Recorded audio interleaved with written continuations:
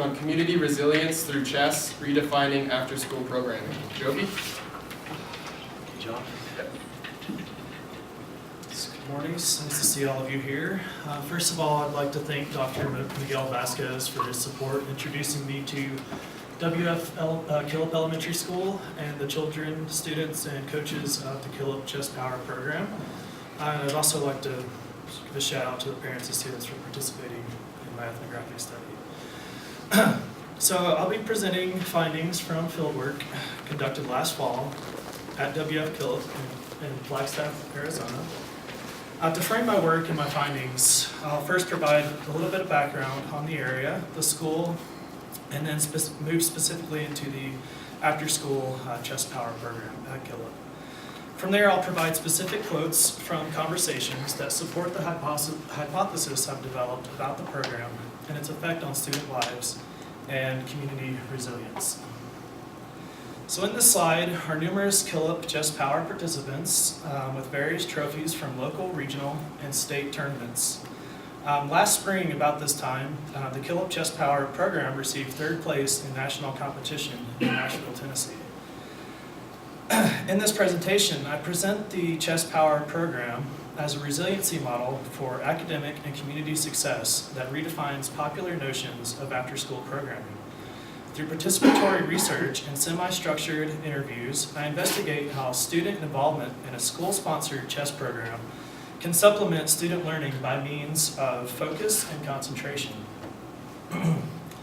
WF Killip Elementary School and Community Learning Center, seen here in watercolor beneath the beautiful San Francisco peaks, serves as the central hub of the Sunnyside neighborhood in Flagstaff. According to the Sunnyside Neighborhood Association's 2011 Revitalization Strategy Report, the Sunnyside neighborhood is one of Flagstaff, Arizona's oldest neighborhoods. This neighborhood is a mixed zoning, primary residential neighborhood with businesses scattered throughout. Sunnyside is home to many multi-generational families and small family-owned businesses and is bounded by the 4th Street, Cedar Street, and Route 66 corridor. The neighborhood is home to numerous ethnic identities, including Hispanic, Native American, Anglo, and African American. Historically, outsiders have associated Sunnyside with the struggles of a low-income neighborhood suffering from the criminal activity and socioeconomic blight. Crime does indeed occur within the boundaries of Sunnyside, as it does throughout Flagstaff or any U.S. city. However, the crime rates have dropped below those of other Flagstaff neighborhoods due to the activities and partnerships of local organizations and community leadership, along with Killip Elementary and the Flagstaff Police. It is not uncommon to find Sunnyside bustling in activity on the weekends or in the evenings in the form of cultural engagements, dances, community meetings, sporting events, community barbecues, and social activities that often take place at Killip Elementary and the adjacent Ponderosa Park. In the 8 years since Killip was designated a failing school, it has demonstrated the ability to pilot several new and collaborative programs to overcome the failing and negative stereotypes placed on it by outsiders.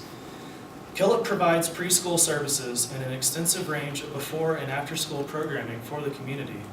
Some of these programs include longer recesses, an after-school health and fitness program for youth and adults, the walking school bus system, which eliminates busing in the community. Children, parents, and teachers provide chaperones to the school, the Hermosa Vida and Food Link Produce Market, and an after-school gardening to cafeteria program. There are also monthly family dinner nights, and of course there is the Killip Chess Power after-school program. Killip's student population is composed of 54% Hispanic, 38% Native American, and 8% white or other. 49% of Killip's student population speaks English as a second language. 99% of the student population is eligible for the Universal Free Lunch program, and 40% qualify for homeless services. Many students at Killip can be classified as children of immigrants or Native American. These socioeconomic and ethnic barriers present difficulties for many of Killip's students and their families, not only because of the high cost of living to wages ratio, but also because of the unresolved discriminatory attitudes and practices. As a result, Killip Elementary faces a 40% inward-outward mobility rate in a single school year as families negotiate these barriers.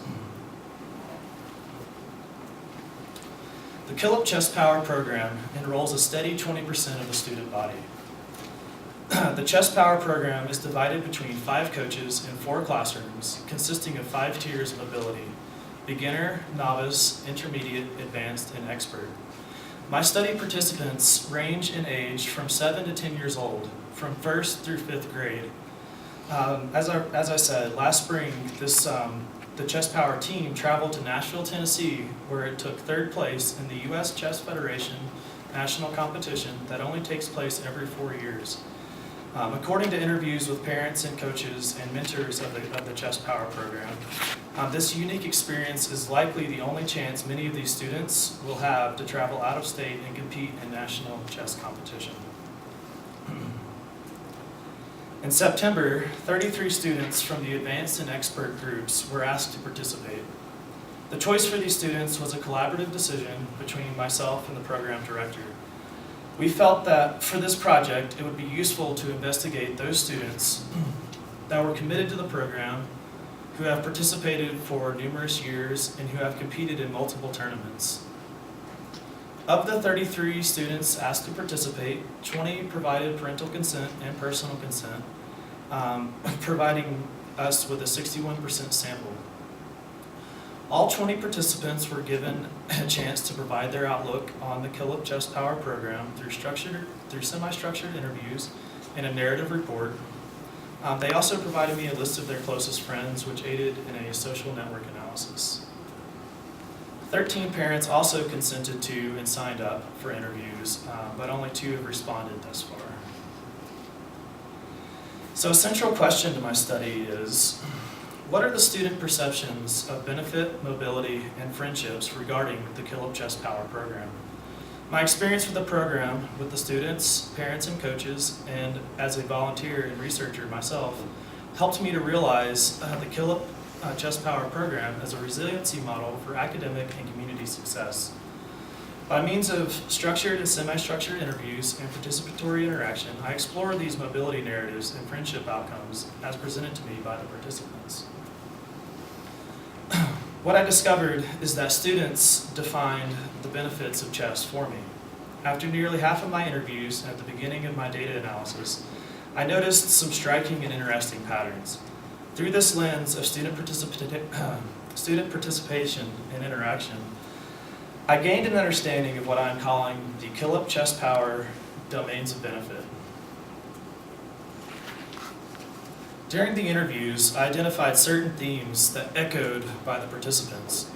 The consensus of these benefits occurred repeatedly in various ways. The domains became help in math and science, concentration in schoolwork, focus in reading and math, reading and complicated tasks, the potential to earn scholarships and achieve one's dreams, and the acquisition of knowledge. Generally, the consensus is that chess is helpful to them as young people with the emotional stress of family life and the pressures of a daily school curriculum. And by the way, chess is lots of fun. Repeatedly, on top of the academic piece, chess was described as being fun in conjunction with hard work, learning, and knowledge acquisition. As you can see, students stated that the funnest thing is when you know how to play. It's so much fun. It's fun and I enjoy it and it helps me relax. Another student said her friends told me I should join them in chess, and I said sure, and I started liking chess. It's just turning fun for me. Another student enjoyed the process of the game and of learning. It's fun to me that I get to learn new moves, how to checkmate, how to stop it before I get checkmated. It's fun thinking ahead and concentrating on the moves. One student connected chess to studying, that you get to study more and think about it. It's fun to do, and you get to do really fun stuff with chess. As you can see from these 5 quotes, the interview participants provide a wealth of analytical data. Already certain connections between chess are being drawn, such as relaxation, friendships, working through problems, thinking ahead, and concentrating. One engaging, particularly verbose third grader, while playing chess during an interview, replied in this manner after I asked him, "What do you personally get out of playing chess?" And he said, "Knowledge. Knowledge because it makes me think. Like on chess, it makes me think. Sometimes I should do things, and every time I look in the past, I'm like, oh, I did this wrong. Well, when I'm in chess, like right now, I'm like, oh, this is really helping me." These types of epiphanies kept occurring through the conversations, and later during analysis, I continued drawing these connections.